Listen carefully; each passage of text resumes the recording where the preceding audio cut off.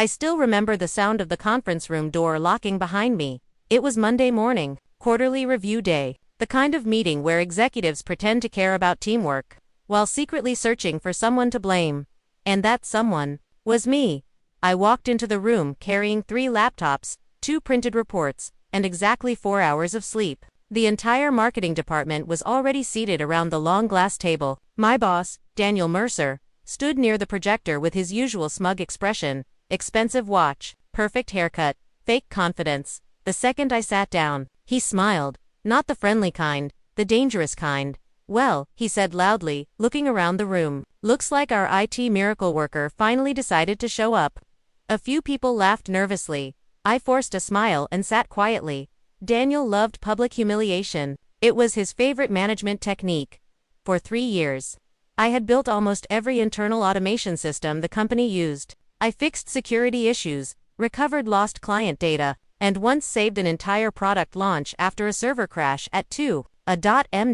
But Daniel never gave credit, only criticism. He clicked the remote and my name appeared on the screen beside a huge red chart. "Because of delays from Ryan's department," he announced, "we lost nearly $200,000 this quarter." The room went silent. I blinked because that number was a lie. Not exaggerated, not misleading. A complete lie. I opened my mouth to explain, but Daniel raised his hand dramatically. No excuses this time. Then he laughed. Actually laughed. "You know," he said, leaning against the table, "sometimes I wonder if we overestimated you. Maybe you're just good at making problems look complicated." That one hit hard, because everyone in that room knew how much I worked. The late nights, the weekends, the emergencies, but nobody said a word, not even the CFO. Looked around the room and realized something strange. Nobody here respected Daniel. They feared him, and fear makes people quiet. Daniel continued his performance. "Honestly, Ryan," he said, "if this keeps up, I'll have to seriously reconsider your future here." That was the moment everything changed, because he had no idea who I really was. 3 years earlier, this company had been collapsing. Debt everywhere, investors leaving, lawsuits stacking up. Most employees didn't know it, but the founders secretly sold a large percentage of the business to keep the company alive. And through a private investment group created by my late grandfather, I ended up owning 37% of the company. Quietly, legally, nobody knew, except the founder, the company lawyer, and the board chairman. I never mentioned it because I didn't want special treatment. I wanted to earn respect. Normally, big mistake. Daniel clicked to the next slide. "Starting today," he announced proudly, "Ryan will no longer lead infrastructure decisions. We're moving authority to Brad." Brad, the boss's golf buddy, man who once unplugged a server because he thought it was making too much noise. Brad looked confused but happy. Everyone else looked terrified. Then Daniel smiled directly at me. "Maybe now you'll finally learn how business works." The room laughed again. That was enough. I slowly closed my laptop. The sound echoed across the silent conference room. Then I stood up. Daniel smirked. "Oh good," he said. "Are you quitting for us?" I looked directly at him. "No," I replied calmly. "I'm just deciding whether to fire you now, or after lunch." The entire room froze. Daniel's smile disappeared instantly. "What?" I reached into my folder and pulled out a thin black envelope. Inside were ownership documents, board authorization records, voting rights. Everything. I placed them gently on the table in front of him. Daniel stared at the papers, at first confused, then pale, then absolutely terrified. The CFO grabbed the documents and nearly choked. "Oh my God," one woman whispered. "Is this real?" The board chairman, who had quietly joined the meeting 10 minutes earlier without anyone noticing, finally spoke from the back of the room. "It's very real." Nobody moved. Daniel looked like his soul had left his body. You own part of the company?" 37%, I said. Then I smiled slightly. "And technically, more authority than you." Silence. Pure silence. Daniel suddenly began sweating through his collar. I think there's been a misunderstanding." "No," I interrupted calmly. "There's been a pattern." I started walking slowly around the table. "For 3 years, you bullied employees. Step, you took credit for other people's work. Step, You humiliated staff publicly to make yourself feel powerful. Step. And today, you lied to this entire room using fake financial numbers. Nobody defended him, not one person, because they all knew it was true. Daniel looked desperately toward HR, toward the CFO, toward anyone, but nobody would meet his eyes anymore. That's when the board chairman slid another document across the table. Termination papers, effective immediately. Daniel stared at them in horror. You can't do this. The chairman adjusted his glasses. We absolutely can. Then he looked at me. Would you like to say anything before security escorts him out? I looked at Daniel for a long moment. Honestly, I thought I'd feel victorious, but mostly, I felt tired. Tired of toxic people surviving because good employees stay silent. So I simply said this: the people who work under you are human beings, not punching bags. Daniel opened his mouth again, probably searching for another excuse. But security entered the room before he could speak, and for the first time in years, nobody was afraid of him anymore. As he was escorted out, something unexpected happened. People started clapping, quietly at first, then, louder. Not for me, for themselves, for surviving him. After the meeting ended, employees slowly approached me one by one. Some thanked me, some apologized for staying silent. One employee actually cried. She told me Daniel had made her dread coming to work every morning. That hit me harder than anything else, because no paycheck is worth destroying your mental health. Over the next few months, the company changed completely. We rebuilt leadership, promoted talented employees, removed toxic managers, productivity skyrocketed, revenue increased, and for the first time in years, people actually smiled at work. Funny enough, I never became CEO. I didn't want the title. I just wanted a workplace where respect mattered more than ego, and sometimes I still think about that meeting, about how confident Daniel looked while humiliating someone he thought was powerless. Because that's the thing about arrogant people, they mistake silence for weakness, and they usually realize the truth way too late. 2 weeks after Daniel was fired, the company felt different, not perfect but lighter. People actually talked during lunch again. Employees stopped flinching whenever an email notification appeared. Even the office lighting somehow seemed brighter, though I'm pretty sure that part was psychological. For the first time in years, nobody was scared to speak during meetings, and that terrified the executive team. Because once employees stop fearing management, they start telling the truth. I was sitting in my office, reviewing infrastructure reports when the board chairman knocked on my door, not emailed, knocked. That alone told me something was wrong. You busy? He asked quietly. Depends, I said. Good problem or expensive problem? He didn't smile. Definitely expensive. He stepped inside and closed the door. We found irregularities in Daniel's contracts. I leaned back slowly. What kind of irregularities? The chairman placed a thick folder on my desk. Vendor payments, unauthorized bonuses, missing funds. I opened the folder and immediately felt my stomach tighten. Because the numbers were enormous, millions, not thousands. Daniel hadn't just been toxic, he'd been stealing. The company had dozens of outside contractors, software providers, consulting agencies, hardware vendors. Most invoices passed through Daniel's approval chain. And according to internal auditors, many of those companies were fake shell corporations, money funnels. The kind of fraud people usually see in documentaries right before the FBI arrives. How long? I asked quietly. Looks like almost 4 years. 4 years, I actually laughed. Not because it was funny, because sometimes your brain refuses to process stupidity at that level. He risked prison for this. The chairman gave me a grim look. Ryan, we think he assumed nobody was paying attention. That part made perfect sense. Arrogant people become reckless when nobody challenges them. And Daniel had spent years surrounding himself with weak managers and scared employees. But now the board was involved. Lawyers were involved. Forensic accountants were involved. And Daniel was missing. His company phone disconnected. Emails deleted. Corporate laptop wiped remotely. The man vanished so fast you'd think he dissolved into smoke. Which meant one thing, he knew we were close. 3 days later, things got worse. I arrived at work around 7 a.m. and immediately noticed something strange. The server room door was open. That never happened. Ever. I walked faster. Inside, several backup systems were offline. Hard drives missing. Security logs erased. Someone had broken in overnight. and whoever did it knew exactly what to target. I called IT security immediately. Within an hour, the entire executive floor was in crisis mode. Because the missing data wasn't random, it was evidence. Financial archives, payment authorizations, internal communications. Someone was trying to erase Daniel's trail. Unfortunately for them, I built the backup system personally. Years earlier, after a ransomware scare, I created an encrypted offsite archive hidden behind 3 authentication layers. Nobody except me even knew it existed. Not Daniel. Not the board. Nobody.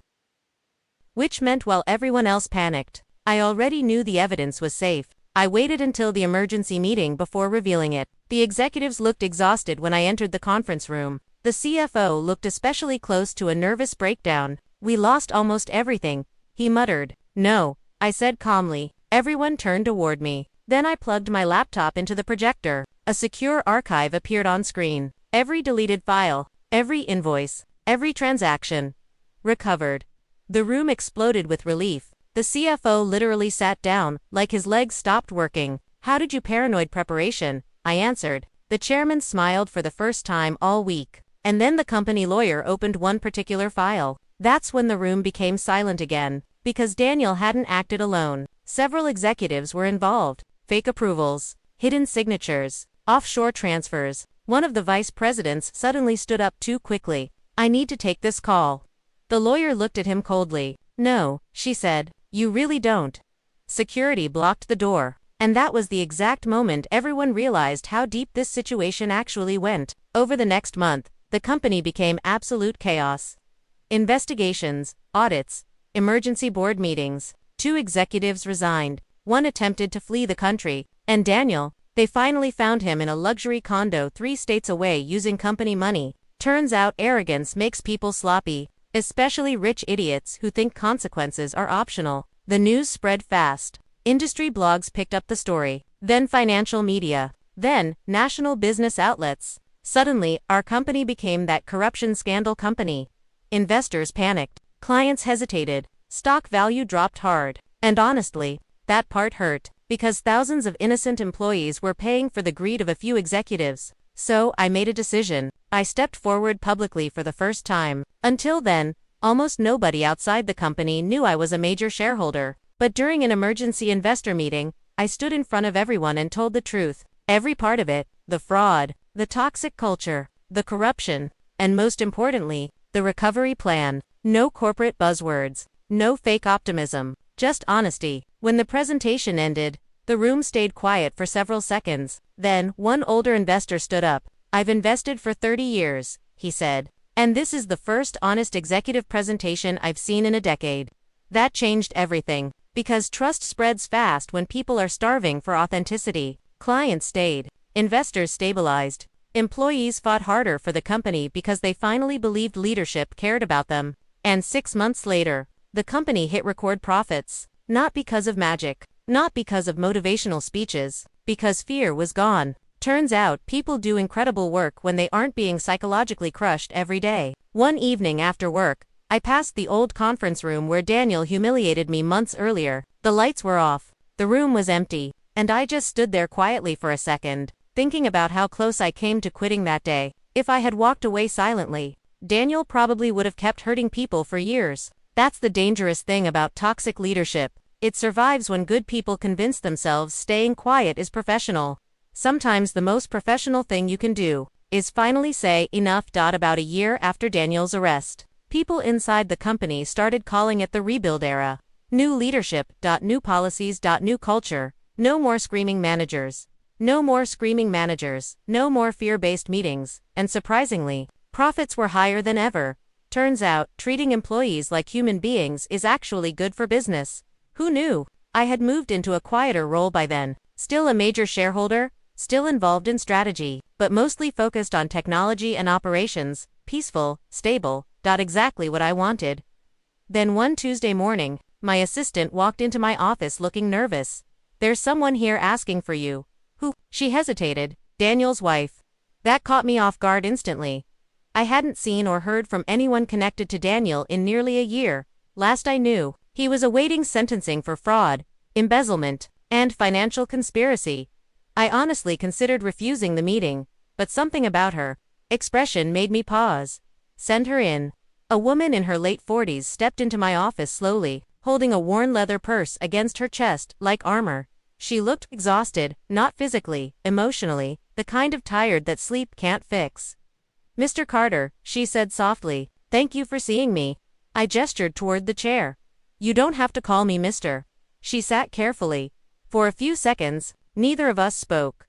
Then she placed a folder on my desk. "I came because there's something you deserve to know." Immediately, every instinct in my body went alert. She opened the folder with trembling hands.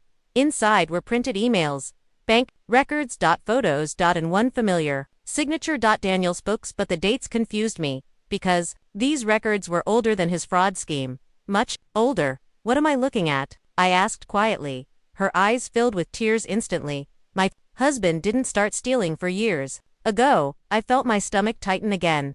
"He started almost 12 years ago."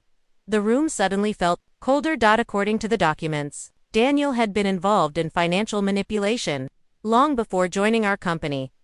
Fake consulting contracts, kickback deals, corporate theft, multiple businesses, multiple victims, and somehow, he kept escaping consequences.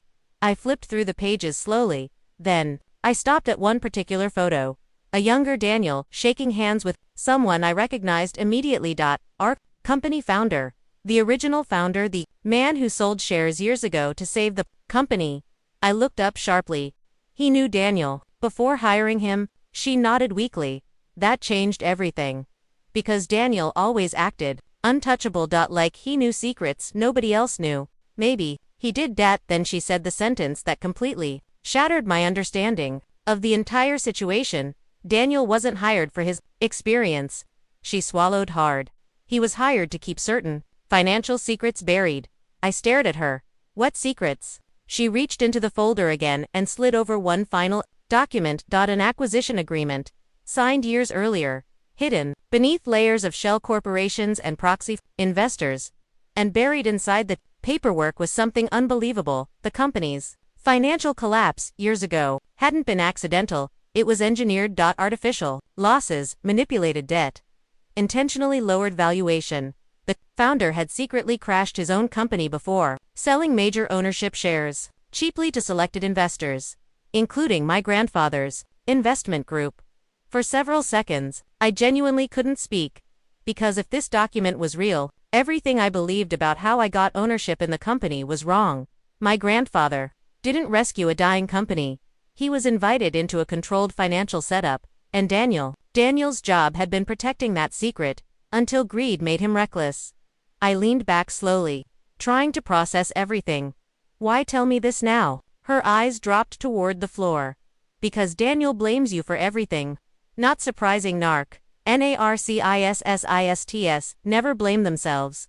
But before his arrest, she continued quietly, he said something that scared me. "What?" She looked directly at me. "He said if he went down, the founder goes down to..."